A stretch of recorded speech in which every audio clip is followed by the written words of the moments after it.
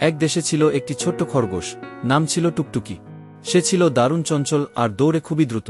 তার প্রিয় কাজ ছিল বনে জঙ্গলে দৌড়ঝাঁপ করা আর বন্ধুদের সঙ্গে খেলা করা। একদিন সে বনের মাঝে একটা অদ্ভুত জিনিস দেখতে পেল, একটি ছোট্ট চকচকে দরজা, যা গাছের গোড়ায় বসানো ছিল। কৌতূহলী টুকটুকি দরজাটা ঠেলে ভেতরে ঢুকতেই এক আশ্চর্য জগতে পৌঁছে গেল। সেখানে রঙিন ফুলেরা কথা বলে, পাখিরা গান গায়, আর বাতাসে উড়ে বেড়ায় চকোলেটের গাছ। হঠাৎ সে দেখতে পেল একটা ছোট্ট কাঠবিড়ালি কাঁদছে। টুকটুকি কাছে গিয়ে জিজ্ঞাসা করল, তুমি কাঁদছো কেন? কাঠবিড়ালি বলল, আমার প্রিয় বাদাম হারিয়ে গেছে, আমি খুঁজে পাচ্ছি না। টুকটুকি তখন বলল, আমি সাহায্য করব। সে তার তীক্ষ্ণ চোখ দিয়ে চারদিকে খুঁজতে লাগল।